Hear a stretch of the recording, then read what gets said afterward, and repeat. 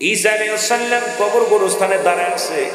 একজন যুবক দাঁড়ায় কান্দে। একদিন নয়, দুদিন নয়, কয়েকটা দিন দেখতে লাগলেন।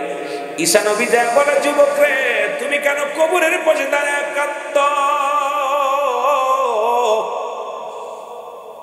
যুবক ডাকতে বলে, কে গো আপনার? আমি চিনি না। বলে, আমি ঈসা নবী, আল্লাহর পয়গম্বর ঈসা ইবনে মরিয়মের পুত্র আমি ঈসা।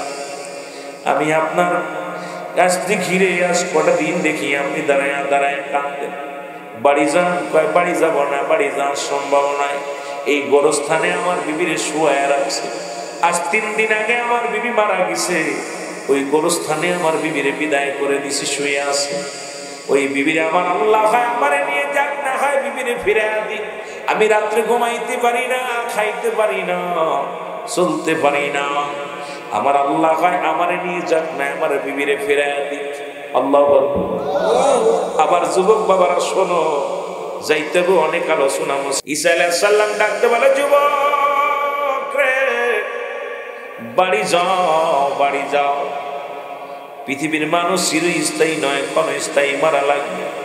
তুমি বাড়ি যাও। বলে, হুজুর, আমার বিবিরে ছাড়া আমার ভালো লাগে না। আমার সুন্দরী বউ এখানে শুয়ে আছে, আমি রাত্রে ঘুমাইতে পারি না। আমি আল্লাহর কাছে ফরিয়াদ করি, হয় আমারে নিয়ে যাও, না হয় আমার বউটারে ফিরে দিক আমার আল্লাহ। কথা বুঝছিস যুবক? এ যুবকেরা শোন। যুবকের কান্না দেখি ঈসা নবী ডাকতে বলে, যুবক রে, তুমি বইয়ের কত ভালোবাসো, বিবিকে এত ভালোবাসো। বলে, জি। তোমার বইয়ের খবর কোনটা? বলে, হুজুর ওই যে ওটা। দূর থেকে দেখায়। ঈসা নবী ডাকতে বলে, আল্লাহ, তুমি তো আমার জেতাডারে মরাডারে জিন্দা বানানোর ক্ষমতা দিছো। আল্লাহ, এই যুবকের বউডারে তুমি তুলে দাও। এবার ঈসা নবী ডাকতে কয়, ও কবরবাসী, কিনা ঘুমায় আসি, ওঠো। ওখান থেকে একজন যুবক উঠছে, জোরে জোরে বলো আল্লাহু আকবার। ওই কবর থেকে একজন যুবক, সমস্ত গায়ের মধ্যে সাপ, আগুনের কান, গার মধ্যে দাও দাও করে আগুন জ্বলে। মুসলমান এই যুবক যখন ঈসা নবীর দেখছে, সঙ্গে সঙ্গে কালেমা পড়েছে, লা ইলাহা ইল্লাল্লাহু ঈসা রূহুল্লাহ।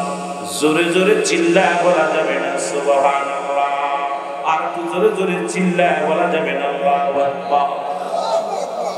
এই ঈসা নবীর দেখার সঙ্গে সঙ্গে কালেমা যখন পড়তো, সঙ্গে সঙ্গে সবগুলো জ্বলে গেছে, আগুনগুলো লিভে গেছে, কাকগুলো উড়ে গেছে গো। যুবক হাসি দিয়া বলে, হে আল্লাহর নবী ঈসা নবী, আমি মৃত্যুর পর থেকে আযাবের মধ্যে ছিলাম। মৃত্যুর পর থেকে আমি গজবের মধ্যে ছিলাম। আমি আপনার উম্মত। আমি ঈমান না নিয়ে মারা গেছিলাম।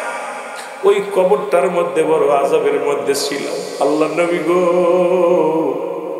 আপনাকে চিনার পরে যখন আপনার কালেমা পড়লাম, আমার রব্বুল আলামিন আমার গুনাহগুলো মাফ করে দিছে, আযাবগুলো মাফ করে দিছে। আল্লাহর নবী ঈসা আলাইহিস সালাম ডাকতে কয়, যুবক রে, আবার তুমি ঘুমায় যাও। যুবক আস্তে আস্তে করে কবরে ঘুমায় গেল। ডাকতে বলে, যুবক, তুমি বললে তোমার বিবি, একটু কবরে দেখি একজন পুরুষ। বলে, হুজুর, ওটা নয়, ওর পাশের কবরটা আমার বিবির। আল্লাহু আকবার। পাশের কবরটা আমার বিবি। এবার আল্লাহর নবী ঈসা আলাইহিস সালাম ডাকতে বলে, কে শুয়ে আছো? সঙ্গে সঙ্গে এক যুবতী নারী উঠলো কবর থেকে। এত সুন্দর তার চেহারা, কারণ দুনিয়ার মধ্যে আমল করেছিল, আল্লাহ তারে জান্নাত দিছে।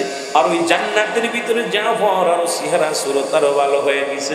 জোরে জোরে চিল্লায় বলা যাবে না সুবহানাল্লাহ। এই জীবন নয়, এমন একটা জীবন আসবে যে দেশে গেলে মানুষের বিচার হয়, যে দেশে গেলে মানুষের হিসাব হয়, যে দেশে গেলে মানুষ আর কোনোদিন ফিরে আসে না। 2 নম্বর বিপদ হলো সেই দেশটার নাম, সেই নামটা হলো কবর। জোরে বলেন ঠিক কিনা?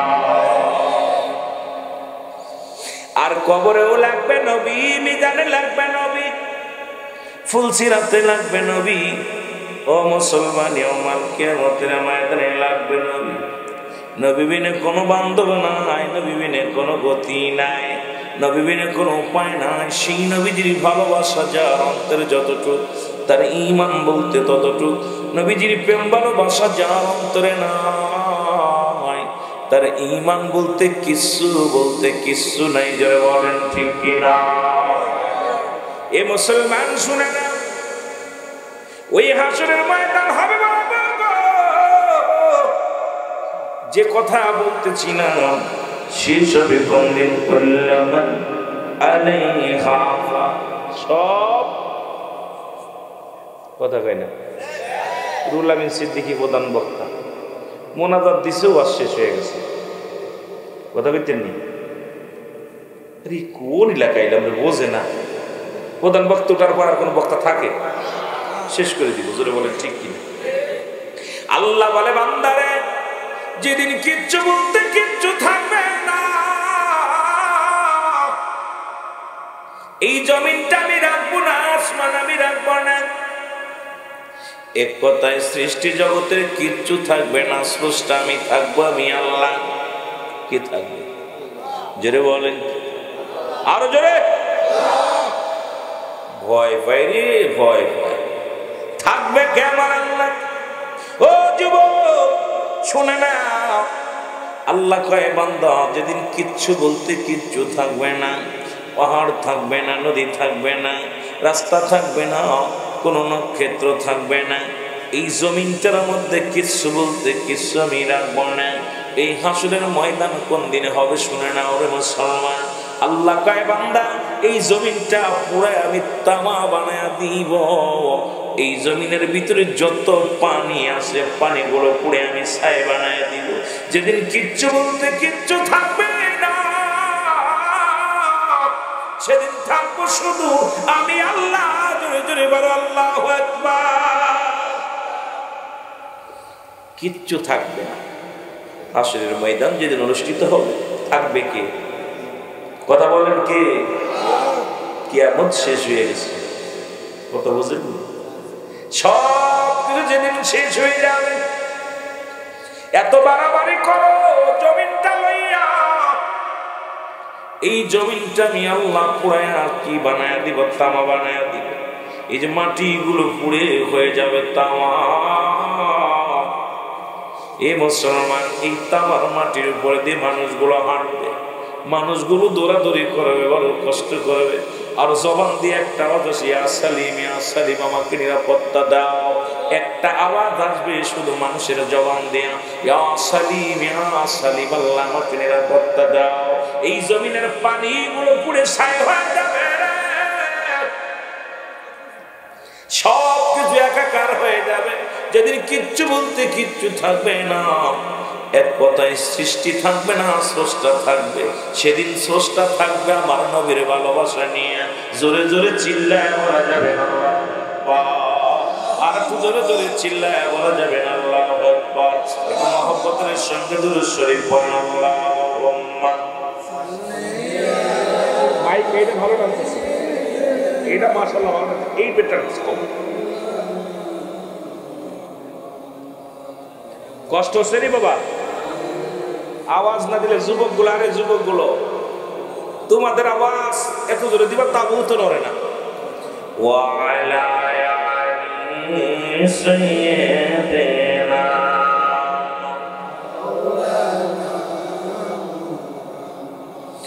এমন ঘম ঘমাইবা কেউ হবে না তোমার আপন,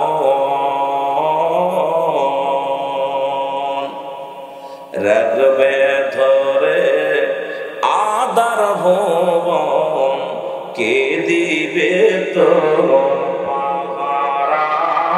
আল্লাহুম্মা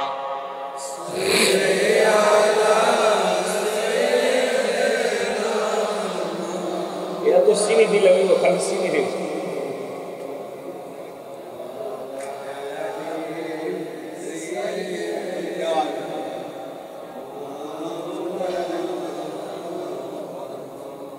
এ দুনিয়ার মুসলমান,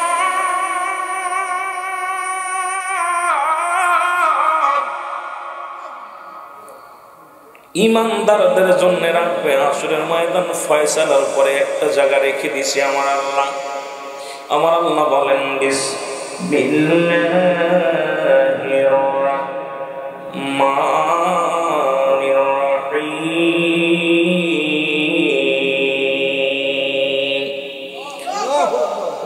উইদ্দাত লিল মুমিনিন। আল্লাহ বলে ইমানদার মুমিনদের জন্য আমি আল্লাহ রেখে দিলাম একটা নাই দুটি নাই গো,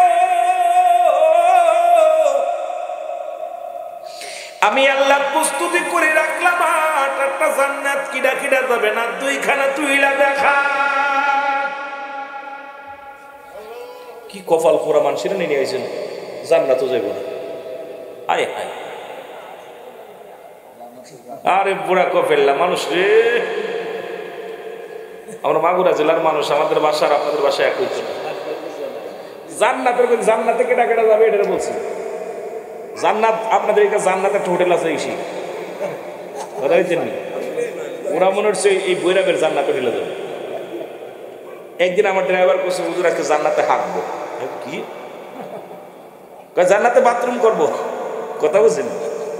আমি হাসতেছি, তখন বুঝতে পারি নাই নাম সাবুল কালাম ড্রাইভারের নাম। আমার কাছে হুজুর আমি জান্নাতে একটু বাথরুম করবো তারপরে আমি আসবো। আমি কি বলতে চাস এই বেয়াদব? বলছে হুজুর আমি একটু জান্নাতে ঢুকবো, জান্নাতে ঢুকে একটু ওয়াশরুম করে ওয়াশ করে দাও। পরে যাই দিয়ে আহে হায় দেখি বিশাল জান্নাত। কি নাম কথা কয় না কেন? এই লোকগুলো মনে হচ্ছে ওই জান্নাতে ঢুকবো। এই জন্য চিন্তা আছে টাকা নেই, অনেকগুলি গলা কেটে আলো কথা কন। এক কাপ চার দাম অনেক, যদি কোন ঠিক কিনা 10 টাকার চা নিব 50 টাকা। ছেলেরা বুঝছে ঠিকই যে হুজুর ওই জায়গায় যাইতাম না। কথাটা একটা রুটির দাম 30 টাকা, একটা পরোটা একটা পরোটা 30 টাকা, একটু ডাউল নেই 50 টাকা। ওই জায়গায় বসলে তো গলা কেটে আলো গরিব মানুষ, যদি বলেন ঠিক কিনা? ওরা ঠিকই আছে, ওরা যারা যাতে চাইনি ওরা ভালাই আছে। এটা এই জান্নাত না, এটা আল্লাহ নিয়ামত, আল্লাহ রহমত। 8টা জান্নাত, এর মধ্যে ঢুকলে আকা যা কত লাগবে রে কত লাগবে, খালি নিবো আর দিব। জোরে বলেন মারহাবা। চাইতে দেরি কথা কন, আসতে দেরি। এই জান্নাতে যেতে চাই কে কে? আর একটু হাত উঠান না, আমি উঠা কপাল পুরা রে। নারায়ে তাকবীর, নারায়ে রিসালাত, নারায়ে গাউসিয়া। ওলি আল্লাহ যেখানে নবীর প্রেম যেখানে। আমিন বল। ভয় নাই। যদিও পরিচালক সাহেব আমারে বলছে হুজুর বিতর্কিত রাজনীতি কথা, আমার জবান দিয়ে কোনোদিন বিতর্কিত কথা বাইর হইনি এখন। সেই রোল আমি নামি না, অন্য রোল আমি নইতে পারি। কেন আমি মার ফ্যাট থেকে ফুইরা কাউকে আঘাত করা, এটা আমার ভাইরাও শিখে নাই, আমিও শিখি নাই। ওয়াজের ময়দানে কাউকে আঘাত, হেদায়েতের মালিক আমির গোলামিন না। হেদায়েতের মালিক কোনো পীর সাহেব না, হেদায়েতের মালিক কোনো মৌলবী সাহেব না, হেদায়েতের মালিক কোনো মুফতি সাহেব নয়, হেদায়েতের মালিক স্বয়ং নবীজিও না, হেদায়েতের মালিক স্বয়ং আল্লাহ। জোরে বলেন ঠিক কিনা? যদি হেদায়েতের মালিক নবীজি হইতো তাহলে আবু জাহেলের কপালে কালেমা জড়তো। কথা কয় না কেন? আমি ওরা গালি দিয়ে লাভ করি।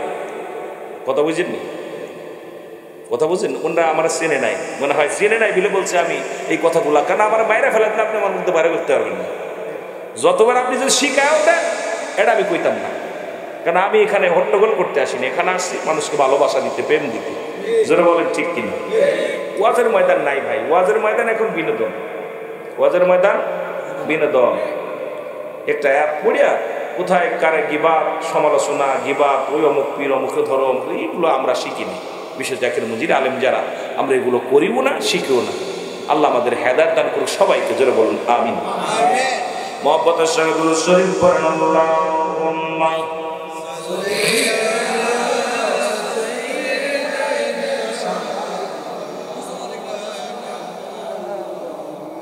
ওয়ালা আলি সাইয়্যিদিনা। একটু আগে আগে বসেন। আল্লাহুম্মা সাল্লি। ভাই বারবার বলা যাবে না, আগে আসে ডিস্টার্ব হবে, মাহফিলে ঢুকতে হবে, মেলা আলোচনা করা লাগবে। ওয়ালা আলি سيدنا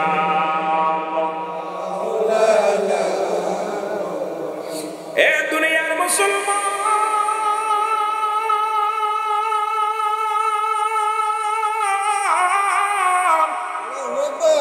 ওই হাসরের ময়দানে যার আগে মরতে হবে, মরার পরে কবরে যা লাগবে, মরার পরে কবরে যা পরে হিসাব হবে। মুসলমান শোনো, কিয়ামত সংঘটিত হবে, এরপরে হাসরের ময়দান গুলো হবে। এটি আমরা আস্তে আস্তে আলোচনার মধ্যে যাই না মুসলমান। এই জন্য শুরুতেই যে কথাগুলো বলতেছিলাম ওদিকে গায়ে যায়, কারণ পৃথিবীর মধ্যে আসার একটা সিরিয়াল আছে যার কোনো সিরিয়াল নয়। ও দুনিয়ার মানুষ শুনে নাও, সন্তানের লাশ বাবার কাঁধে, বাবার লাশ সন্তানের কাঁধে। কখন কে যেন দুনিয়া থেকে বিদায় হয়ে যাবে কেউ বলতে পারি না। ও দরদি বন্ধু, আল্লামা মুফতি আমজাদ আলী সাহেবের কিতাব লিখবেন, কিতাবের নাম বারে শরিয়াত। এই কিতাবের মাধ্যমে লিখতে যা বললেন, দুনিয়ার মানুষ শোনো, মানুষ যখন মারা যায় প্রথম বিপদের কথা শোনো, বিপদের কথা শুনে নাও মানুষ। এখান থেকে পালানোর কোনো পথ নাই, যার কোনো পথ নাই। ডাকতে বলে দুনিয়ার মধ্যে ৭০টা তাজা উটের গায়ের চামড়া জবাই না করিয়া উল্টো দিকে টান দিয়া লবণ আর মরিচ লাগায় দিয়া সিরিয়া লাগায় দিলে যতটুকু যন্ত্রণা হয়, এর চাইতে ৭০ গুণ যন্ত্রণা হলো একটা সাধারণ মৃত্যু। জোরে জোরে চিল্লায় বলা যাবে না। ইমানদারের মৃত্যু হবে কেমনে? আটা গুলাইয়া খামির বানাইয়া এর মধ্যে যদি একটা চুল পড়ে, চুলটা টান মারলে যেমনি অনাসে বাইর হয়ে যায়, ইমানদারের মৃত্যুর এত আসানে হবে। এই মৃত্যুগুলো এত কঠিন হয়। তাহলে মুসলমান, আমরা যারা মরণের সময় যারা পায়খানা করে দিই, প্রস্রাব করে দিই, যাদের জিহ্বা বাইর হয়ে যায়, এই দুনিয়ার মধ্যে অনেকেই প্রস্রাব পায়খানা পর্যন্ত করে দেয়। চোখ দুটি বড় বড় হয়ে যায়, জিহ্বা বড় হয়ে যায় রে মুসলমান। তাদের মৃত্যুটা কত কঠিন হয়। ১ নম্বর বিপদ হলো মানুষের মরণ। বলতেছিলাম মুসলমান শোনো, এই কোরআনের সব আয়াত স্বীকার করতে পারবো, একটা আয়াত স্বীকার করার মতো ক্ষমতা নাই। জোরে বলেন ঠিক? এটা কি করলো না? জায়গাতুল মাউত মেরকাত সূরা মেরকাতের ১০ম খণ্ড ৭২২ নম্বর পৃষ্ঠা, তাফসীরুল বায়ান ৫ম খণ্ড ৫২৪ নম্বর পৃষ্ঠা।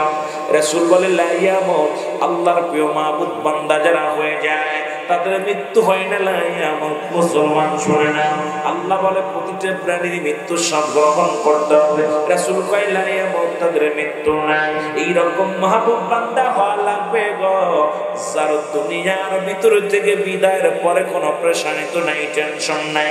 এমন ইমানদার হওয়া লাগবে কি লাগবে না? আর জোরে জোরে চিল্লায় বলা যাবে না, লাগবে কি লাগবে না? মদিনা যাইতে পারলাম না, মদিনা ইনা যাইতে পারলাম না, মদিনা যাইতে পারলাম না। কেন যে কইতেছি শুনছেন নিবা? আল্লাহ কয় ওমা আরসালনাকা ইল্লা রাহমাতান লিল আলামিন। আল্লাহ কয় আমি হলাম রব্বুল আলামিন, নবী হলো রাহমাতাল লিল আলামিন। রহমতের নবী মদিনায় শুয়ে আছি, যদি মদিনার দিকে একটু কালেকশন লাগাই দিছি। সুন্নি জনতা শুই না দাও, সুন্নিরা নবী নবী বইলা পাগল হয়ে গো, নবীর ইশকে পুইরা দেওয়ানা। এই জন্য আমি বারবার বলতেছি মদিনার দিকে লক্ষ্য করেছি। মদিনায় যাইতে পারলাম না, মদিনা আরো জোরে বলেন, মদিনা যাইতে পারলাম না, মদিনা আমি অসহায়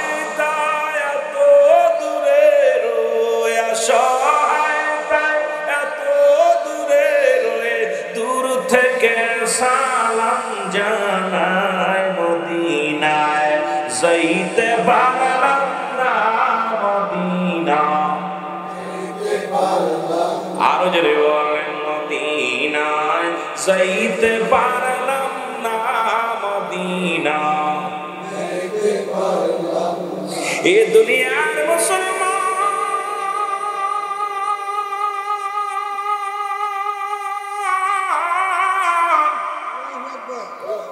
আমি মরণের ভিতরে হাসরের ময়দান নবীদের প্রেমের মধ্যে এই জন্য যাইতেছি রে ওই হাসরের ময়দান যেদিন কথা বলার কেউ সাহস থাকবে না সেদিন দরদি নবী হবে একমাত্র আপনার আমার কান্ডারি এই জন্য নবীর ইশকের মধ্যে একটু ডুব দিলাম জোরে বলুন এখন নবী বলেন হায়াতি খায়রুল লাকুম নবী বলে আমার উম্মতিরা রে আমার হায়াতের জিন্দেগিটা আমার উম্মতের জন্য বড় কল্যাণ কারণ জোরে বলা যাবে না সুবহানাল্লাহ আর একটু জোরে সুবহানাল্লাহ নবীরে পায়া তোমরা খুশি না বেজার নবী কয় আমি শুনে নাও আমি নবী তোমাদের মধ্যে আগমন করেছি আমার উম্মতের জীবন ধন্য আমার উম্মতিরা ধন্য কারণ শরীয়ত তরিকত হাকিকত মারিফাত সব প্ল্যাটফর্মের মধ্যে আমি নবী বাস্তবতার মধ্যে আমি নবী এখন আমার দেশের অনেক যুবক কয় নবীর প্রেমের কথা বলতে গেলে যুবক সব ভালো কইরা শোন কয় নবীও মানুষ আমরাও মানুষ নবীরা হলো গোনা থেকে মুক্ত আমরা গোনায় যুক্ত নবীরা হলো মাসুমের মাসুম আমরা হলাম গোনা মার্কা মানুষ এখন নবী কয় আমি তোমার মতো মানুষ আমার কাছে হই আসে তোমাদের কাছে হই আসে না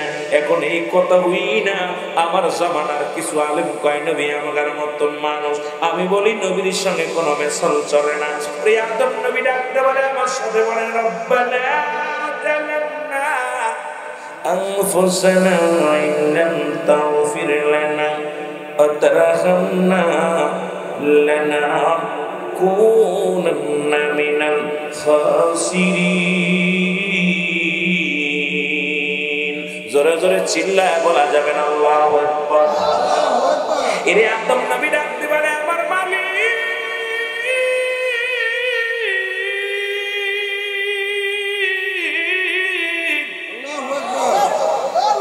আমি আদম জালিমদের অন্তর্ভুক্ত হয়ে গেছি আমার তুমি ক্ষমা করে দাও এখন যদি কোনো ব্যক্তি আদম নবীর জালিম বলে তার ঈমান যাবে না থাকবে কথা বুঝেন আদম তো নিজে বলছে রব্বানা জালামনা ও মৌলবীরা হন যারা নবীর সঙ্গে মেশাল দাও নবীর সঙ্গে বিরোধিতা করো আদম নবী ডাকতে বলে আমার আল্লাহ আমি জালিমদের অন্তর্ভুক্ত হয়ে গেছি আমারে তুমি মাফ করে দাও ক্ষমা করে দাও আর নবী কয় হায়াতি খায়রুল লাকুম আমার হায়াতের জিন্দেগিটা আমার উম্মতের জন্য কল্যাণ স্বরূপ আমার নবী দুনিয়া থেকে বিদায় হয়ে গেছে এটা উম্মতের জন্য বড় কল্যাণ স্বরূপ নবী কয় ওয়াফাতি খায়রুল লাকুম আমার ওয়াফাতটাও আমার উম্মতের জন্য কল্যাণ স্বরূপ একদল কয় নবী মারা গেছে বাবা শুনে নাও ওই জেতা নবীরে লাগবে হাসরের ময়দান জেতা নবীরে লাগবে কবরের ময়দান জেতা নবী লাগবে দুনিয়া হাসরের ময়দান দুনিয়াতেও লাগবে নবী কবরে লাগবে নবী মিজানে লাগবে নবী ওই নবীর ইশকের কথা কিছু না বললে আমি আর পারি না রে বাবা কারণ আমার দেহটা এই নবীর প্রেমে ফুইরা ফুইরা চায় কারণ এই জন্য নবীর প্রেমই সাজায় জোরে জোরে চিল্লা বলা যাবে না আল্লাহু আকবার এখন নবী কয় আমি দুনিয়া থেকে বিদায় হয়ে গেলাম ও আলেম ওলামা শুইনা নাও নবী কি কয় নবী বলতে উম্মতিরা রে এই দুনিয়া থেকে বিদায় হলাম আমার উম্মতের কল্যাণের জন্য ওরে বড় ফরা যুবক সর সেই নবীরে কেমনে তোরা গালি দিস সেই নবীর বিরোধিতা কেমনে তোরা করিস সেই নবীর সঙ্গে কেমনে তোরা তোমার দিস সেই নবীরে কেমনে তোরা কষ্ট দিস রে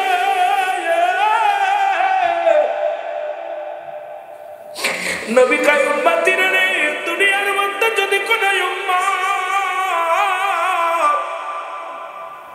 যদি কোন উম্মত ভালো কর্ম করে নামাজ পড়ে রোজা রাখে জিকির করে আল্লাহর গোলামি করে গো আমি নবী আল্লাহর দরবারে প্রশংসা করি আমার উম্মতের হইয়া ডাকতে বলি আমার আল্লাহ ও আমার আল্লাহ ওই আবু তাহের আমি আল্লাহ তোমার দরবারে প্রার্থনা করেছি তুমি তা আল্লাহ আমি তার জন্য শুকরিয়া আদায় করি তোমার দরবারে আবার কোন উম্মত যদি গুনাহের কাজ করে গো সঙ্গে সঙ্গে নবী বলে আমি উম্মতের হইয়া আমি নবী আল্লাহর দরবারে ইস্তেগফার করি, ক্ষমা চাই। পৃথিবীর মধ্যে আমি ফিরাইটা মাহফিলে কথাগুলো বলে যায়। অন্যায় করে বাবা মাফ চাই মুসলমান, অন্যায় করে ছেলে মাফ চাই বাবায়, অন্যায় করে গ্রামের ছেলে মাফ চাই চেয়ারম্যান মেম্বারে যাইয়া। এমন নবীর উম্মত হইলাম, ভুল করি আমি ক্ষমা চাই আমার নবী। এই নবীর পক্ষে থাকা লাগবে কি লাগবে না? আরো জোরে চিল্লায় বলেন আল্লাহু আকবার।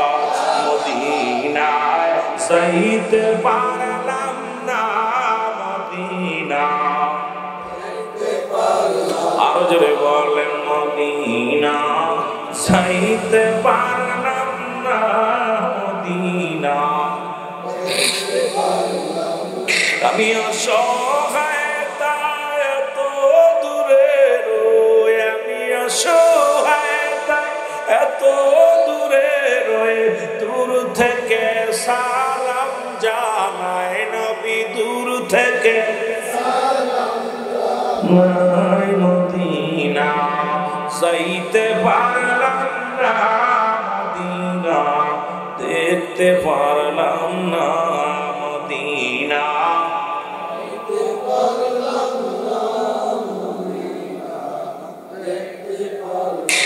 মদিনার নাম কত মধু,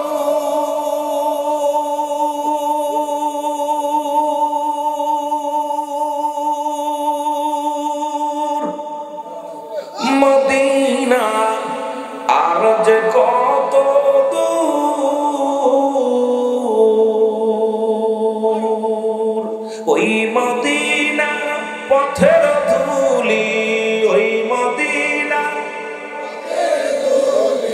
মাখতে পারলাম না রে আমি, মাখতে পারলাম না, মদিনা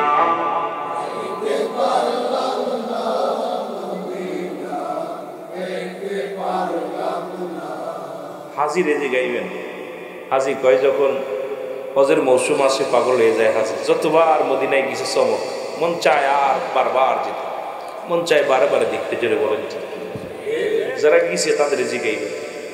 ওই হাজি যে মদিনায় গেছে খালি মদিনার বলবো, চার দোকানে বইয়া কয় ভাই আহা এত সুন্দর, অতুলনীয়, যেদিকে তাকায় এত সুন্দর। এটা বুঝবি না বাবা, কারণ ওই দেশে আছে রাহমাতাল লিল আলামিন, যার সৌন্দর্য সারা পৃথিবী অল মাখলুকাত, যার সৌন্দর্য সৌন্দর্যতা। জোরে বলেন ঠিক কি না? এ দুনিয়ার মানুষ শুই না না, এক নাম্বার বিপদ তাহলে বুঝতে পারলাম মরণ কি। সত্যি না? মরণ নাই কার কার? একটু হাত তোলেন দেখি। চালাক হয়ে গেছে মানুষ। মরণ নাই কার কার? সবার মরণ আছে। পরবর্তী সময় তোমার জন্য কি নিয়ামত আনতেছে বয়ে তুমি নিজেই জানো না। সকাল পর্যন্ত বেঁচে থাকবা কোনো গ্যারান্টি নাই, এখান থেকে বাড়ি ফিরে যেতে পারবা কোনো গ্যারান্টি নাই। ও মুসলমান, আগামী দিন কি করবা বলতে পারবা না। ওই দুনিয়ার বাদশা শোনাবো, এই জন্য বাদশা সেকেন্দার বলতেছিল কি বলে, বাদশাহ ফকির হ্যায় সবকো একই ঠিকানা। জোরে বলো মারহাবা। আরো জোরে বলেন।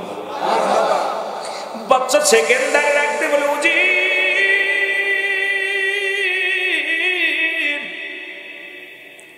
আমি এত বড় বাদশা, পৃথিবীর মধ্যে ধন ভান্ডারের অভাব নেই, বাড়ির অভাব নাই, নারীর অভাব নেই, দুনিয়ার মধ্যে কোনো কিছুর অভাব নাই।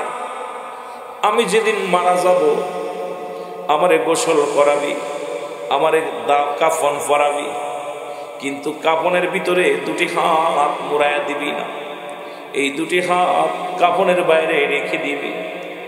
বাদশা সেকেন্দারের কথা শুনে উজির বলে, হুজুর সারা জীবন আপনি প্রজাদের কাছ থেকে কর আদায় করেছেন, এখন ইন্তেকালের পরেও আপনি চান, মরণের পরেও বুঝি আপনি মানুষের কাছ থেকে কর আদায় করবেন। বাচ্চা সেকেন্ডারে ডাকতে বলে, উজির রে শোন শোন, আমি বাদশার হাত দুখানা কাপড়ের ভিতর থেকে বাইর করিয়া শীত করিয়া দিবি। প্রজারা জন্য দেখে আমি এত বড় বাদশা, ধন দৌলতের অভাব ছিল না, টাকা পয়সার অভাব ছিল না, বাড়ির অভাব ছিল না, নারীর অভাব ছিল না। এরে আমি বাচ্চা সেকেন্ডার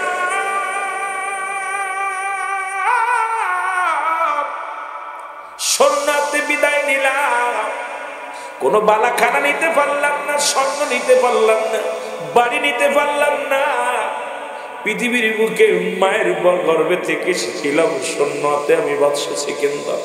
বিদায়ের সময় সবাইকে প্রমাণ করে দাও, ও দুনিয়ার মানুষ, কার জন্য তুমি সুদ খাও, কার জন্য তুমি ঘুষ খাও, কার জন্য তুমি ব্যভিচার করো, কার জন্য তুমি অন্যায় করো। ও দুনিয়ার মানুষ শুনে নাও, এই দুনিয়ার সব কিছু পরে থাকবে রে। এ দুনিয়ার মানুষ তোমার বডি খাবে পোকে, তোমার দেহ খাবে লোকে। ধরে বলেন ঠিক কিনা? এই দেহটা খাবে কিসে? পোকা মাকড়ে খেয়ে ফেলবে তোমার বডি খানা, কিন্তু তোমার সম্পদ খাবে লোকজন। কার জন্য তুমি সুদ খাও, কার জন্য তুমি ঘুষ খাও, কার জন্য তুমি অন্যায় করো, কার জন্য নামাজ ছেড়ে দাও, কার জন্য জিনা বা বিচার অন্যায়ের ভিতরে লিপ্ত হয়ে গেলাম। এ দুনিয়ার মানুষ শোনো, ওই বাদশা সেকেন্দার বলে, প্রজারা রে, আমি সন্ন্যাতে এসেছিলাম, সন্ন্যাতে বিদায় নিলাম, আমার মতো ভুল আর তোমরা করো না। যতদিন দুনিয়ার মধ্যে থাকো মাওলার গোলামি করো। জোরে জোরে চিল্লায় বলা যাবে না আল্লাহু আকবার। এই হলো আমার আপনার জিন্দেগি। কথা বুঝেননি? বাদশা সেকেন্দার বাদশাহ বলতেছে, বাদশাহ ফকিরে সবকে কি ঠিকানা। বড় বাদশাহ, টাকাওয়ালা, বাড়িওয়ালা, মারা যাইতেছে 3.5 হাত কবর, পাশে হয়তো দামি কাপড়, কিন্তু কবর তো একই মাটির ঘর। জোরে বলেন ঠিক কিনা? এ দুনিয়ার মানুষ শোনে না, আমি যে কথাগুলো বলতেছিলাম, এই মরণ থেকে পালানোর কোনো পথ নাই। জোরে বলেন ঠিক কিনা? তাহলে সদা সর্বদা ওই ব্যক্তি সবচেয়ে বেশি জ্ঞানী, যিনি মরণের চিন্তা করে। মুসলমান, যিনি মরণের চিন্তা করে, মরণের চিন্তা করে, ওই ব্যক্তি পৃথিবীর সবচেয়ে উত্তম ব্যক্তি।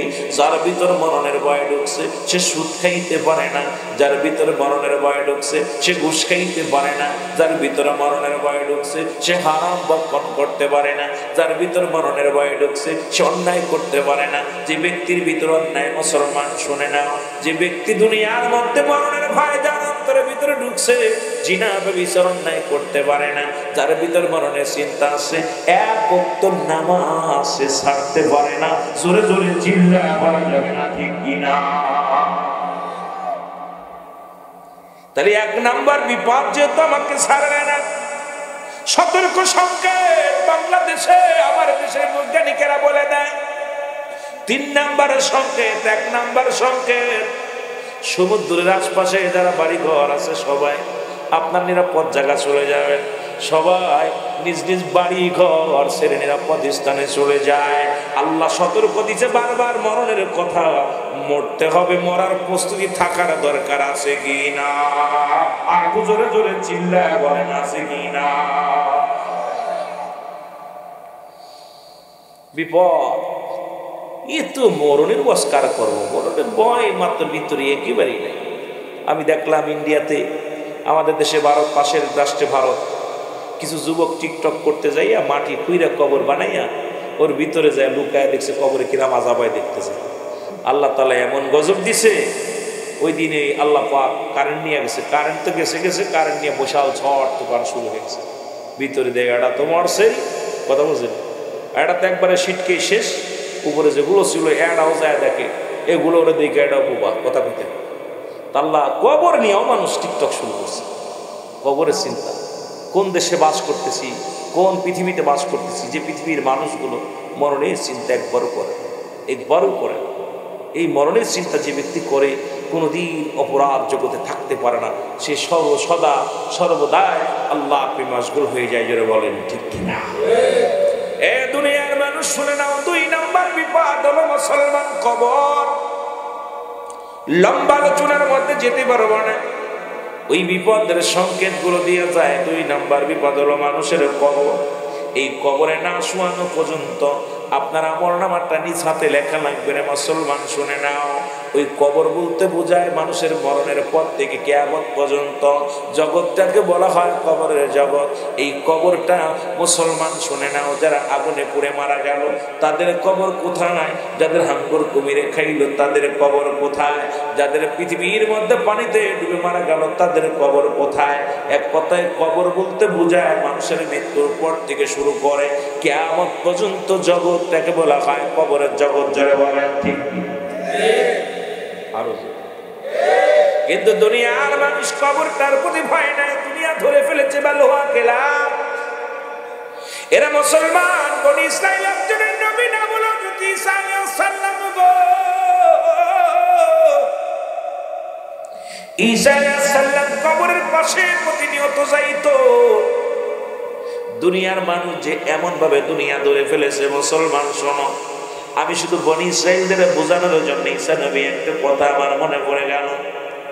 ঈসা আলাইহিস সালাম কবর গোরস্থানে দাঁড়ায় আছে, একজন যুবক দাঁড়ায় কান্দে। একদিন নয়, দুদিন নয়, কয়েকটা দিন দেখতে লাগলেন। ঈসা নবী যা বলে, যুবক রে তুমি কেন কবরের পাশে দাঁড়ায় কাঁদছ?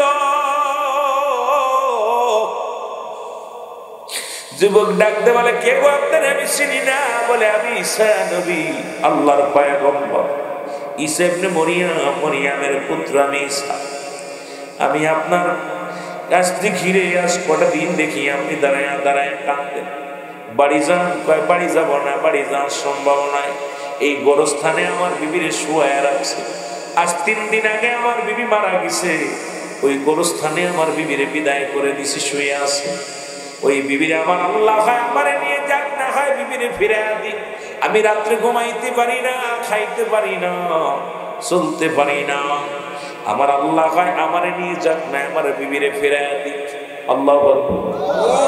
আবার যুবক বাবারা শোনো, যাইতে অনেক আলোচনা মুসলমান। হাসরের ময়দান আমার মূল ঠিকানা, সব ঠিকানা হলো ওই ভয়াবহতা। হাসরের ময়দানের ভয়াবহতা নিয়ে আলোচনা, কিন্তু আমি শুধু 3টা বিপদের কথা বলে আলোচনা শুরু করেছি গো, যে কোনটার চাইতে কোনটা কমা নয়। কারণ আসরের ময়দানে যাইতে হলে মরা লাগবে, কবরে যাওয়া লাগবে।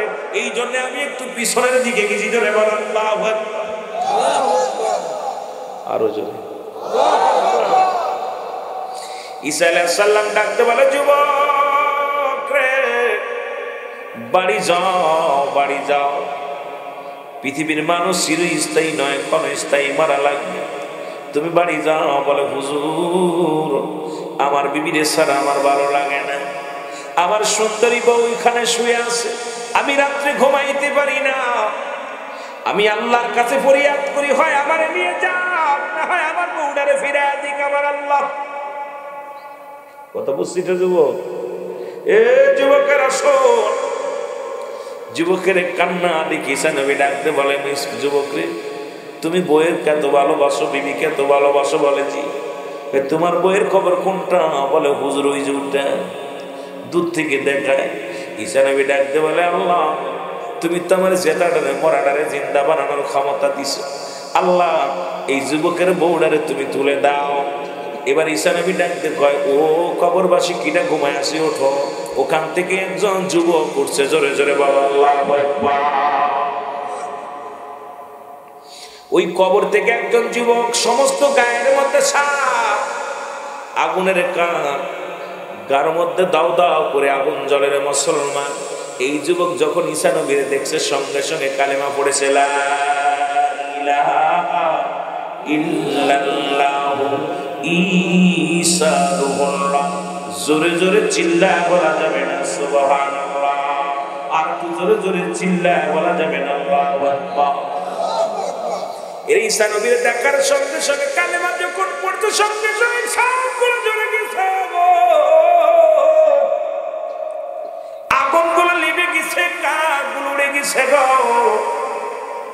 যুবক হাসি দিয়া বলে, হে আল্লাহর নবী ঈসা নবী, আমি মৃত্যুর পর থেকে আযাবের মধ্যে ছিলাম, মৃত্যুর পর থেকে আমি গজবের মধ্যে ছিলাম। আমি আপনার উম্মত, আমি ঈমান না নিয়ে মারা গেছিলাম, ওই কবরটার মধ্যে বড় আযাবের মধ্যে ছিলাম। আল্লাহ নবী গো, আপনাকে চিনার পরে যখন আপনার কালেমা পড়লাম, আমার রব্বুল আলামিন আমার গুনাহগুলো মাফ করে দিছে, আযাবগুলো মাফ করে দিছে। আল্লাহ নবী ঈসা আলাইহিস সালাম ডাকতে কয়, যুবকরে আবার তুমি ঘুমায়া যাও। যুবক আস্তে আস্তে করে কবরে ঘুমায়া গেল।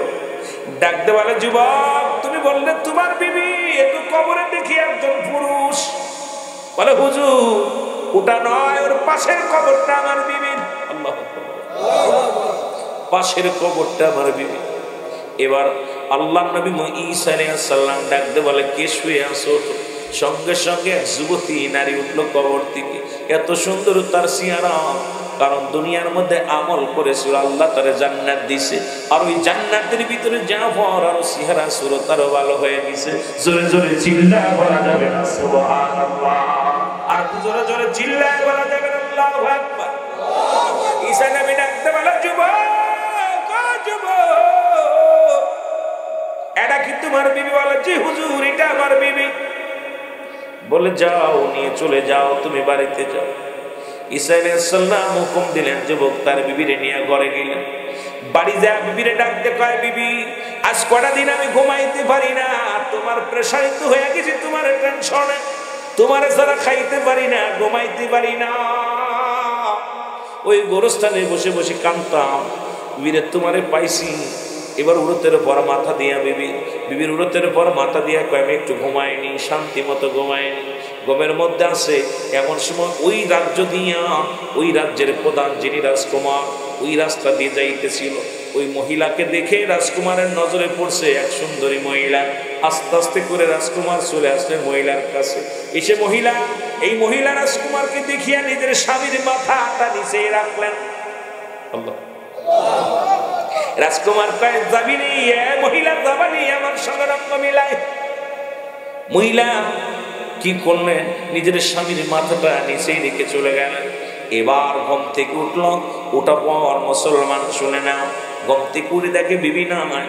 পুরো ঘর তল্লাশ করলেন, বাড়ি তল্লাশ করলেন, পাইলেন না। চারিদিক থেকে প্রশান্ত হইয়া এসে দাঁড়াইলেন ঘরের মধ্যে। দেখে ঘোড়ার পায়ের ছাপ দেখা যায়। চিন্তা করে, নিশ্চিত ঘোড়া এসিয়া আমার বিবির কেউ ধরে নিয়ে গেছে। এবার ঘোড়ার পায়ের ছাপ দেখতে দেখতে চলে গেলেন রাজমহলে। যা দেখে রাজমহলে যাইয়া রাজার ছেলের সঙ্গে রাজকুমারের সঙ্গে রঙ্গ মেলায় মেতে আসে। দূর থেকে ডাকতে বলে, বিবি বিবি রে, তোর কারণে আমি ঘুমাই নাই, তোর কারণে আমি খাই না, তোকে এত ভালোবাসি, তোর প্রেমের জন্য আমি গুরুস্থান থেকে বাড়ি যাই না।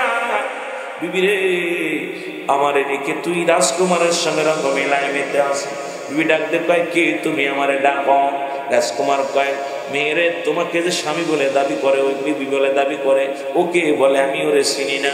জোরে জোরে বলা যাবে না আল্লাহু আকবার। মহিলা বলে, আমি ওরে চিনি না।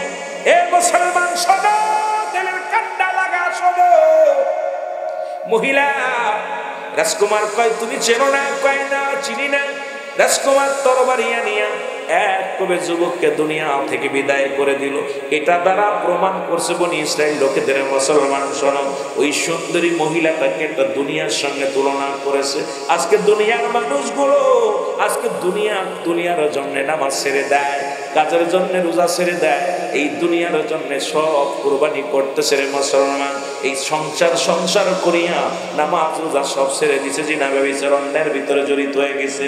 এই সংসারের মায়ায় দুনিয়ার প্রেমে পড়িয়া ঘুষ খায়, জিনা ব্যভিচারে লিপ্ত হয়ে যায়। ও মুসলমান শুনে নাও, মানুষের মতো মানুষ হতে পারে না এই সন্তান, অমানুষ হয়ে গেছে। এই বনি ইসরাইলদেরকে বুঝাইলেন, দুনিয়াটা হলো একটা সুন্দরী মহিলা। যারা দুনিয়ার প্রেমে পড়বে তারা ঈমান হারা হয়ে কবরে যাবে, আর যারা দুনিয়া ছেড়ে দিবে তারা ঈমান নিয়ে কবরে যাবে। জোরে বলা যাবে আল্লাহু আকবার, আর জোরে জোরে চিল্লায় বলা যাবে আল্লাহু আকবার। ঈসা আলাইহিস সালাম তার বংশের কওমের লোকদেরকে বুঝাইলেন, দুনিয়া ছেড়ে দাও, বাল হুয়া কিলা, এই দুনিয়াটা হলো পচা দুর্গন্ধ মরি, রাসূল বলেছে আর মানুষের চরিত্র হলো কুকুরের মতো। কুকুর যেমন মরি পাইলে খুশি হয়, দেখবেন আপনাদের এলাকায় যদি একটা গরু মরে যায়, মারা গেলে এই গরুটা মাঠে ফেলে রাখলে দেখবেন একটা কুকুর যদি টের পায়, ও যে যদি একবার ধরে, ওর প্রতিবেশী যত কুকুর আছে কাউকে ভাগ দিবে না। ওই কুকুরটা সামনে, মরিটা সামনে নিয়ে বইয়া যেটা বলেন ঠিক কিনা, ও কাউকে ভাগ দিবে। আচ্ছা বাজান বলেন দি, এই নরসিংদীর জমিনের মানুষগুলো ভালো করে খেয়াল করবেন, মরি কি শুধু কুকুরে খায় না অন্য প্রাণী খায়? খায়নি? কাক সংগঠিত প্রাণী। কাক যদি শোনে যে বারিসার জমিনে আপনার এই যে কোথায় এই খামারের স্বর, এই স্বরের মধ্যে একটা গরু মারো, কাক কা কা করে খবর দিয়া যত কাক আছে নরসিংদী সবগুলো খবর দিবে। কেউ এসে পেট খাবে, কেউ লেজ খাবে, কেউ মাথা খাবে, কেউ চোখ খাবে, কেউ হুড়ি খাবে, ভাগাভাগি করে খাবে। কাকের চক্ষু লজ্জা আছে, কুকুরের চক্ষু লজ্জা নাই। রাসূল বলছে শেষ জামানার মানুষগুলো এত লোভী হবে, এই মানুষগুলো সুদ দিতে মনে হচ্ছে এটা লাভ অংশ। দেখেন এখন সুদের ব্যবসা করে আর বড় বড় টুপি মাথায় দিয়ে কয় এটা লভ্য অংশ, এটা ইসলামী ব্যাংক, এটা জায়েজ, এটা জায়েজ। আর জায়েজ বানায় দিতেছে, দাড়ি আছে, টুপি আছে, জুব্বা আছে, সব ঠিক আছে, আমাদেরকে শিখাইতেছে এটা লাভ, এটার মধ্যে দুনিয়া আছে। আর আমরা ঝুঁকে পড়তেছি, জোরে বলেন ঠিক কিনা? কথা কয় না? কথা বোঝেন আমার? এই দুনিয়ার মানুষগুলো দুনিয়ায় ঝুঁকে পড়বে। রাসূল এই জন্য বলছে যে এই শেষ জামানার মানুষগুলো তারা কুকুরের চরিত্র হবে, তারা কোন ভাবে টাকা আসছে এটা বুঝবে না। দেখেন যারা সুদ খাচ্ছে, ওফেন এটা তো কোনো ব্যাপার না, মামুলি ব্যাপার। চাকরি দিবেন, আমার 10 লাখ দেওয়া লাগবে, এই ওর এমন ফিটানোর দরকার। ওই ঘুষ খাচ্ছে, সুদ খাচ্ছে, সুদে ব্যবসায়ী তো প্রতিটা বাড়ির ভিতরে ঢুকে গেছে, জোরে বলেন ঠিক কিনা? সুদে কারবার এমন ভাবে সুদখোরের অবস্থা। আমার গ্রামের এলাকায় অনেক সুদ খোর। এই যে চক্রবৃদ্ধি সুদ, এই সুদে খোর আর এই ঘুষখোর বাংলাদেশ থেকে না তাড়ানো পর্যন্ত আমার মনে হয় না বাংলাদেশে শান্তি আসবে, জোরে বলেন ঠিক। আপনি তো একা বুঝছেন, এখন বাকিগুলো আমার পরে কষ্ট পাচ্ছে, কথা বুঝেনি? বাকিগুলোর মুখটা বেজা দেখছেন না, আপনি তো ফুর্তি মারছেন, এইগুলোর মুখ বেজা, এর মধ্যে আসেন নি জড়িত হয়, কথা কেন আছে? সুদখোর ঘুষখোর কয়দিন খাবি, কয়দিন থাকবি, বড় দুঃখ লাগে। আল্লাহ আমাদেরকে মাফ করুক, জোরে বলে না। আবার মুসলমান শুনে নাও, কথাগুলো বললো অনেক কথা হয়। বাবা বলতো মানুষের মতো মানুষ হইতে হবে, ভাই বলতো মানুষের মতো মানুষ হইতে হবে, উস্তাদ বলতো মানুষের মতো মানুষ হইতে হবে, শিক্ষক ক্লাসে গেলেই বলতো মানুষের মতো মানুষ হইতে হবে, ইমাম সাহেব আর কোলাতে বলতো বাজার মানুষের মতো মানুষ হইতে হবে, জোরে বলেন। সবাই বলতো মানুষের মতো মানুষ হইতে হবে। আমি মনে করতাম এই কথা কেন বলে গো, এখন বুঝি, আগে বুঝি না। আগে মনে করতাম স্যার কেন মানুষ হইতে বলে, আমি কি বলুনি? কত হয়েছে? মা কেন মানুষ হতে বলে, আমি কি বলুনি? বাবা কেন মানুষ হতে বলে, আমি কি বলুনি? এখন বুঝি কেন বলেছিল, কেন জবাব এখন পায়। আরে বিদেশ থেকে ডিগ্রি নিয়ে, বিদেশ থেকে লেখাপড়া করে ডক্টর ইঞ্জিনিয়ার হইয়া বাংলার জমিনে এসে বড় এমবিবিএস ডাক্তার হইয়া, যারা টাকার জন্য, যারা মুসলমান অপারেশন করে না, যাদের হাতে টাকার জন্য রুগী মারা যায়, আমি মনে করি এরা মানুষ হতে পারে না, এরা অমানুষ। জোরে জোরে চিল্লায় বলেন ঠিক কিনা? এরা এখন বুঝি মানুষ কেন হতে বলেছিল। বড় বড় ডিগ্রি নিয়ে আমার দেশের বড় অফিসার গুলো অফিসের মধ্যে বইয়া, আমার দেশের কোন ভ্যান চালক ঘুষ খায় না, আমার দেশের কোন রিক্সা চালক দুর্নীতি করে না, আমার দেশের কোন কৃষক দুর্নীতি করে না, আমার দেশের কোন কিষান দুর্নীতি করে না। আমার দেশে বড় বড় ডিগ্রি নিয়ে পিএইচডি করে এই বদমাইশ গুলো বিদেশ থেকে ডক্টর ইঞ্জিনিয়ার করিয়া এই দেশের চেয়ার গুলো ধরে ধরে সুদের মধ্যে, ঘুষের মধ্যে জড়িত, ধরে বলেন ঠিক কিনা? রাগ করেন, কথা কইনা রাগ করে। বিদেশ থেকে ডিগ্রি আইনিয়া অফিসে বইয়া সরকার 1 লাখ টাকা বেতন দেয়, 50,000 টাকা বেতন দেয়, তারপরে ঘুষ ছাড়া কলম চলে না। এই মানুষগুলো ওরা কি মানুষ হইছে না মানুষ? যুবকরা মানুষ হইছে না মানুষ? এর বড় বড় ডিগ্রি নিয়ে আমার দেশে বড় চাকরি করে মুসলমান, আবার দেখি অনেক পুলিশ ভাইরা 20 টাকাও ঘুষ নেয় রাস্তায় দাঁড়ায়া, এরা মানুষ হইছে না মানুষ? কত কয় এর এক মণ দুধের মধ্যে যদি এক ফোঁটা পানিও কি পড়ে চুনা পড়ে মুসলমান পুরো দুধটাই নষ্ট হয়ে যায়। আরে হালাল উপার্জনের ভিতরে হারাম ঢুকাইয়া তোর সন্তানের হারাম খাইলি, তোর মারে হারাম খাইলি, তোর বিবির হারাম খাইলি, নিজে হারাম খাইলি, হারাম করে দেহ কেন কবরে যেদিন যাবে সেদিন কি জবাব দিবি? হারাম করার জন্য আবার আল্লাহ বলেন উইদ্দাতুল কাফিরিন, ওই কাফের বেঈমান মুনাফিকদের জন্য প্রস্তুতি করা আছে সাতটা জাহান্নাম। কিডা কিডা যাবা একটু হাত খানা তুলে দেখা। কামসার থেকে চালাক হয়ে আসছে, চালাক হয়ে গেছে। হারাম খোর হব না জাহান্নাম, যেরকম হারাম খোর খাবো না। বিদেশ থেকে ডক্টরি নিয়ে আমার দেশে অনেক শিক্ষক দেখলাম রে মুসলমান, ছাত্রদের কাছ থেকে 5,000 করে টাকা নিয়ে তাদেরকে জিপি 5 পায় দিছে রে মুসলমান। আজকে দেখানে টাকায় সেখানে দুর্নীতি। এই কথাগুলো বলতে গেলে কষ্ট হয়। এরে মুসলমান শোনো, আজকে সমাজ জাতি নষ্টের জন্য আমরা দায়ী। আজকে শিক্ষিত সমাজ শিক্ষা অর্জন করছে, কোরআন হাদিস শিক্ষা করে নাই। আজকে কোরআন হাদিস যদি শিক্ষা করতো ওই ব্যক্তি দুর্নীতি করতে পারতো না। যদি এলেম চর্চা করতো, যদি কোরআনের জ্ঞান থাকতো, যদি হাদিসের জ্ঞান থাকতো, ও জীবনেও কোনোদিন সুদ ঘুষ খাইতে পারতো না। আসলে পিএইচডি ডিগ্রি নিয়েছি, বিদেশ থেকে ডিগ্রি আনছি, কোরআনের ডিগ্রি নাই, হাদিসের ডিগ্রি নাই, এই জন্য মানুষ হতে পারি নাই। অমানুষে ভরপুর দুনিয়ায় ধরে বলে ঠিক কি না? ওদের চাইতে 1000 গুণ আমার কৃষক ভালো, ওদের চাইতে 1000 গুণ আমার রিকশা চালক ভালো। ওই দুর্নীতিবাজ ঘুষখোর, ওই দুর্নীতিবাজ সুদখোরের চাইতে একজন কৃষক 1000 গুণ ভালো। জোরে বলেন ঠিক কিনা? কষ্ট পাচ্ছেন? কষ্ট পাচ্ছেন? সুদখোরের যন্ত্রণায়, ঘুষখোরের যন্ত্রণায় বাংলাদেশের অবস্থা 12 বেজে যাচ্ছে। জোরে বলেন ঠিক কিনা?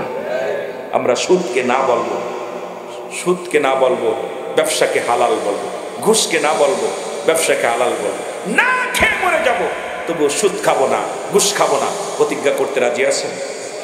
আর যে রাজি আছেন যারা বলেন নারে তাকবীর, নারে রিসালাত, আর যারা নারে রিসালাত। আমিন।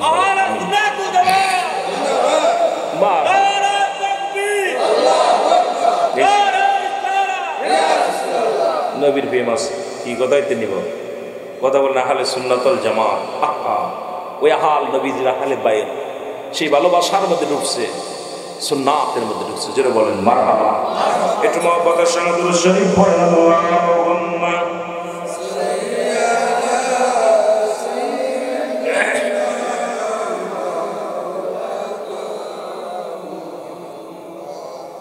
ওয়া লা ইয়ালি সাইয়্যিদিনা।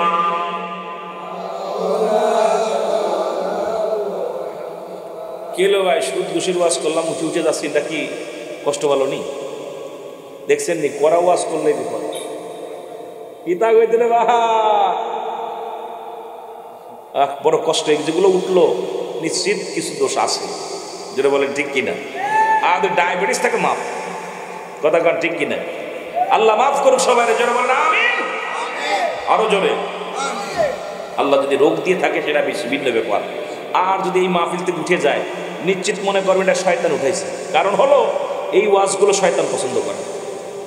শয়তান কইব যে তুই ভালো ভালো প্রেমের ওয়াজ কর, মানুষ একটু পাম্পটি দিয়ে ওয়াজ কর, মানুষ তোরে দাওয়াত দিব বেশি। জোরে কর ঠিক কিনা? আর বেশি তোরে সুদ করতে বেশি টাকা দেয়, ঘুষ করতে বেশি টাকা দেয়। আর ভ্যান চালকের 10 টাকার দাম আছে, রিক্সা চালকের 10 টাকার দাম আছে, কষ্ট করে আদায় করতে। জোরে বলেন ঠিক কিনা? আর ও তো যাচ্ছে পকেট করে যাচ্ছে, কথা কন ঠিক কিনা? আল্লাহ আমাদের শেফা করুক। জোরে বলুন আমিন। আল্লাহ আমাদের দয়া করুক। জোরে বলুন আমিন। আমার মুসলমান বাবারা শুনে নাও, এ যুবক তোমার কান্দে লাগা শোনো গো। 2 নাম্বার বিপদ হলো কোন দিন কবরে যেদিন শোয়া দিবে। শুনে নাও বিপদ আসলের ময়দানে যাওয়ার আগে। ওদিন 1 নম্বরে কবরের ভিতরে একজন ফেরেশতা আসবে, নাম তার নোমান ফেরেশতা। নাম কি? জোরে বলেন নামটা কি? নোমান ফেরেশতা হাজির হবে। সবাই বলে তোমার কেরামন কাতিবিন যা লিখে রাখছে রে বাবা, এটা তোমার আমলনামা, ভালো করে লিখে নেন। রুহুল আমিন কি বলে শুনে নেন, যার যার আমলনামা তার তারে লেখা লাগবে। পৃথিবীর মধ্যে তোমার আমলনামা কেউ লাগবে না, আমার আমলনামা আমার লেখা লাগবে। মৌলানা সাহেবের আমলনামা তার লেখা লাগবে, কারি সাহেবের আমলনামা তার নিজের লেখা লাগবে, ব্যাংক চালক রিক্সা চালক তার তার আমলনামা তার যারা লেখা লাগবে। ওদিন বলতে পারবেন না আমি মূর্খ, আমি লিখতে পারি না। সেদিন এটা হবে না রে মুসলমান, এটা হবে না। যার যার কলমটা হবে আমার মুসলমান শোনো, এই যখন কবরে শুয়ে দিবেন নোমান ফেরেশতা কবরে হাজির হইব। নোমান ফেরেশতা ডাকতে বলবে বান্দা, যেদিন সমস্ত রূহের জগৎকে আমার আল্লাহ বানাইলো, সমস্ত রূহের মধ্যে জান দিছে কে? সমস্ত দেহের মধ্যে জান দিছে কে? যারা বলেন কে দিছে? কি কইছিল জানেননি? আপনাদের মতো এরকম মজলিস বসাইছিল আল্লাহ, বিশাল ময়দান। ওই হাসরের ময়দান যত বড় হবে, অত বড় একটা ময়দান সাজাইয়া আমার আল্লাহ বলেছিল কি জানেন? কথা কয় না। আল্লাহ কি কইছিল? আল্লাহ কি কয় শুনে না? আল্লাহ আমি কি তোমাদের রব না? আল্লাহ কি জোরে বলেন কি ঘোষণা কার? আল্লাহ নিজে কয় ও দুনিয়ার রূহগুলো শোনো, আমি স্রষ্টা, তোমরা সৃষ্টি। সৃষ্টির জগতে আমি রূহগুলো দিব, এখন তোমাদের ভিতরে আমি ঢুকাই দিব। এই রূহ বানাইয়া আল্লাহ বলেন আমি কি তোমাদের রব নয়? আমি কি তোমাদের প্রভু নয়? আমি কি তোমাদের মালিক নয়? ওয়াজ বুঝবেন বাবা, বুঝে নিয়ে যাবেন, শুধু শুরু শুনবেন না, কথাগুলো হিকমত খাটায় নিবেন, কথাগুলো জ্ঞান দ্বারা নিয়ে যাবেন, কাজে লাগবে রে মুসলমান। সব রূহের জগৎ মাথা নত করে দাঁড়ায় আছে। আল্লাহ তুমি যদি তোমার রব বলি তাহলে দুনিয়ার মধ্যে ঘুষ খাতে পারবো না। যদি রব বলি তোমারে আমি সুদ খাইতে পারবো না। রব বলি নামাজ ছাড়া যাবে না। যদি রব বলি সুদ ঘুষ খাওয়া যাবে না। যদি রব বলি তাহলে জিনা ব্যভিচার করা যাবে না। যদি তো আপনাকে আমি স্বীকার করি অন্যায় এক কথায় তোমার হুকুম ছাড়া চলা যাবে না। জোরে বলেন ঠিক কথা বোঝেননি? ওটা ছাড়া কোনো চলা যাবে? আল্লাহ বলেন আমি কি তোমাদের রব? আলাস্তুবি রাব্বিকুম, আমি কি তোমাদের রব? সব বাক্য বললেন কালু বালা। আল্লাহু আকবার বলেন, আর একটু জোরে বলেন আল্লাহু আকবার। বান্দা সমস্ত রূহের জগতে একবারকে বলেন আপনি আমাদের মালিক, আপনি আমাদের রব, আপনি আমাদের প্রভু। এখন ওনার বয়সও যত, আমার বয়সও তত, আপনার বয়সও যত, বুড়ো চাচার বয়সও তত, ওই বাচ্চার বয়স যত, ওই মুরব্বীরও তত বয়স। এই পৃথিবীর যত মানুষ আছে সবগুলোর বয়স সমান, পর্যায়ক্রমে আছে। এই যে রুহের জগতের বয়স হয়ে গেছে। এখন অন্য আমরা কয় ফুলা বড় বড় বড় পণ্ডিত, কারণ রুহটা পাইকে গেছে, কারণ রুহের জগৎ একই ছিল, আকবর করে দুনিয়ার মধ্যে আসছে। সবাই একবারে আল্লাহ কবুল করে দুনিয়ায় পাঠায় দিছে। আর আস্তে আস্তে পর্যায়ক্রমে আসবে, কিয়ামত পর্যন্ত আসবে আর যাবে। এই মহিমা কার? জোরে জোরে চিল্লায় বলো কার? এবার আল্লাহ বলেন আল্লাহুস সামাদ লাম ইয়ালিদ ওয়া লাম ইউলাদ ওয়া লাম ইয়াকুল লাহু কুফুয়ান আহাদ। আল্লাহ ডাকতে পারে হাবিব,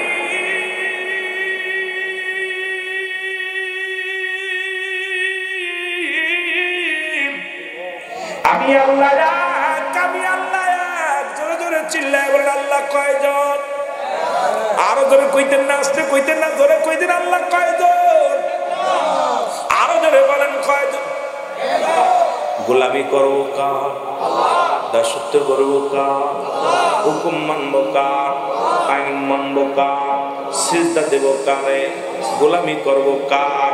মনে থাকবো, জোরে বলেন মনে থাকবো। আল্লাহ কয় বান্দা এই শুই না আমি আল্লাহ এক, আমি কাউরে জন্ম দিই নাই, কারো থেকে জন্ম নিই নাই। সুতরাং আল্লাহ অন্য কেউ সিজদার যোগ্য না, যে আল্লাহ সিজদা পায় অন্য কেউ পাবে না। যে আল্লাহ আমার দেহের মধ্যে ঢুকেছে মালিক বইলা, অন্য কেউ মালিক হতে পারবে না। যিনি প্রভু হইয়া ঢুকেছে আপনার ভিতরে, অন্য কেউ প্রভু হইতে পারবে না। আল্লাহ আসমান জমিনের মধ্যে আমার সমতুল্য সমকক্ষ আর কেউ নয়। আমি কারো মুখাপেক্ষী নয়, কারণ অল পৃথিবী সবাই আমার মাওলার মুখাপেক্ষী। জোরে বলেন ঠিক কিনা? আর একটু জোরে জোরে চিল্লায় বলা যাবে না আল্লাহু আকবার। কষ্ট পাচ্ছে? কথা বোঝেন? সব কবুল করে আছি কার কাছ থেকে? আল্লাহর কাছ থেকে। এ দুনিয়ার মানুষ শুনে নাও, যে কথাগুলো আমি বলি ওই কবরে নমান ফেরেশতা ডাকতে পারবো, ও বান্দা ওই কথা বলতে যা বলতেছিলাম, বান্দা ওঠো, তোমার রূহ দিছে আল্লাহ, কবজ করে আজরাইল আলাইহিস সালাম। আমি আবার রূহটা পৌঁছায় দিয়ে গেলাম তোমার ভিতরে। এখন তোমার আমলটা বানার লেখো। ওই দুটি কাগজ থাকবে নমান ফেরেশতার হাতের মধ্যে। একখানা কাগজের মধ্যে থাকবে নেক আমল, আর একটা কাগজের মধ্যে থাকবে বদ আমল। ডাকতে বলে, বান্দাই না, তুমি 70 বছরের জিন্দেগি তুমি কত রাকাত নামাজ পড়েছো, কত জায়গা ওয়াজ শুনতে গেছো, কত জায়গা দান ধ্যান করেছো, কত ভালো কাজ করেছো। বান্দা হাতের ভিতরে নেকির আমলটা পাইয়া বড় আনন্দিত হইয়া সেকেন্ডের মধ্যে লিখে ফেলবে, মিনিটের মধ্যে লেখা হয়ে যাবে। ডাকতে বলবে, ও আল্লাহর ফেরেশতা আমি লিখবো, কলম পাবো কই? বলবে, কলম হলো তোমার ডান হাতের শাহাদাত কলম। আর জোরে বলা যাবে না আল্লাহু আকবার। এরে আমার দেশের অনেক মৌলবী চুন খায় আঙ্গুলে। কথা বলতে অনেক ইমাম সাহেবরা আমি দেখেছি, অনেক মুফতি সাহেবরা দেখেছি আঙ্গুলে চুল লাগা খায়, কারণ আঙ্গুলের দামই জানে না। এই আঙ্গুল হলো মুসলমান কবরে হবে তোমার কলম। এই আঙ্গুলের মর্যাদা যে আলেম জানে না, তার ওয়াজ শুনাইবেন কি, তার নবীর প্রেম শিখাইবেন কি? কোন সুন্নি আলেম এই আঙ্গুলে মনে হয় চুন লাগায় না। তবে আমি আপনাদেরকে বলে যাই, যদি কেউ লাগায় থাকেন বন্ধ করেন, আপনার আঙ্গুলটার মর্যাদা বজায় রাখেন। জোরে বলেন আল্লাহু আকবার। বান্দা বলবে, আমি কলম পাইলাম, এখন আমি কালি পাবো কই? বলে, বান্দারে কালি হবে তোমার মুখের থুতু মুবারক। সুবহানাল্লাহ বলতেন নি? আরো জোরে বলেন সুবহানাল্লাহ। এ মুসলমান, তোমার কালি হবে তোমার মুখের থুতু মুবারক।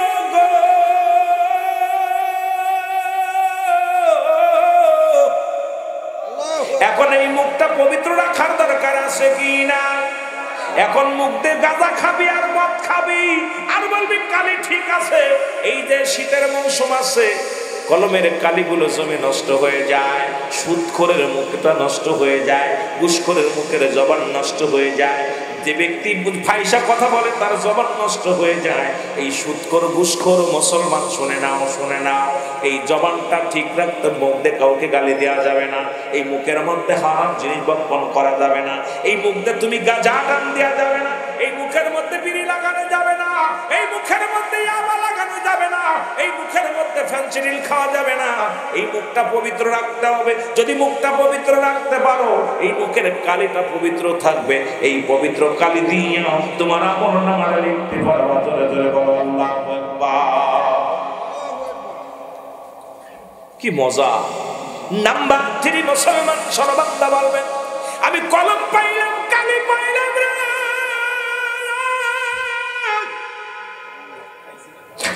আমি এখন আমি কাগজ পাইব কই? নোমান ফেরেশতা ডাকতে বল, বান্দা 3 টুকরা কাপড়ের কাপড় তোমার গায়ের মধ্যে দেয়া হয়েছিল। একখানা কাপড়ের কাপড় টানতে খুলে নিবে, নিয়ে বলবে, বান্দা এটা নাও, তোমার কাগজ লেখা শুরু করো। সেকেন্ডের মধ্যে শুধু হাতে নিবে আর লেখা শেষ হয়ে যাবে।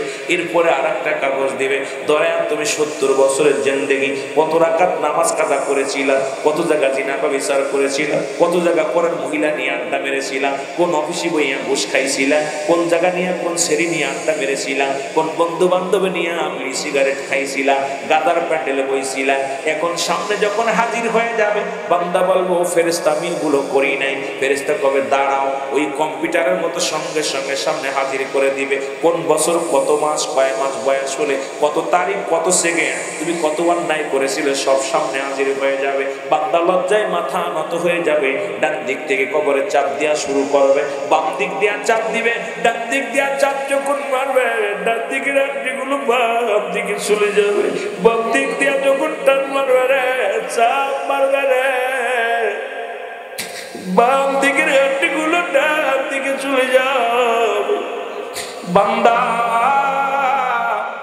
এত পরিমাণ মার খাবে রে মুসলমান, এক একটা গম্বুজ দিয়া বাড়ি মারবে, নোমান ফেরেশতা শত শত গজ মাটির নিচেই চলে যাবে, আবার তার উত্তোলন করবে। ওই কবরবাসীর আযাব, কবরবাসীর কান্নার আওয়াজ যদি দুনিয়ার মানুষ শুনতো, এই দুনিয়ার মানুষগুলো হাতপেল করে মারা যেত। ওরে মুসলমান, এত কষ্ট দিয়ে তারপরও লেখানো হবে, লেখাপড় বলবে গুড বাই বান্দা, আমি বিদায়। তুই 50 বছরের জিন্দেগিতে গুনাহ মাফ করতে পারিস নাই, 60 বছরের জিন্দেগি গুনাহ মাফ করতে পারিস নাই। ও বান্দা, একটু পরে আসবে তোর কবরে এমন কান নেকির ফেরেশতা আইবো, সব হইব, সব হইব, জান্নাত থাকবো না, জাহান্নাম থাকবো। জান্নাতি মানুষের ওই কাগজটা উপরে থাকবে, নেকির আমলটা উপরে থাকবে, আর বদ মানুষের, জাহান্নামী মানুষের ওই কাগজটা থাকবে উপরে। মুসলমান, এবার মুসলমান ফেরেশতা কবর থেকে বিদায়ের পরে সঙ্গে সঙ্গে আসবে মুনকার নেকির ফেরেশতা, আয়েশা তোর আমল দেখে জান্নাত জাহান্নামের ফয়সালা হয়ে যাবে। কিয়ামত পর্যন্ত থাকবে মুসলমান, হাশরের ময়দান পর্যন্ত থাকবে তোমার কবরের জিন্দেগি গো। যিনি জান্নাতি হবে, কিয়ামত পর্যন্ত একটা রাস্তা থাকবে কবর পর্যন্ত, ওই জান্নাত গুলো নিয়ামত গুলো ভোগ করবে। কবরে শুইয়া ঘুমায় যাবে, চির ঘুমে ঘুমাই বীরে ও হে মানব, কাল ঘুমে ঘুমাস না। সুন্নিয়তের প্রচারের স্বার্থে ভিডিওটি লাইক, কমেন্ট ও বেশি বেশি শেয়ার করুন। আমাদের সাথে থাকুন।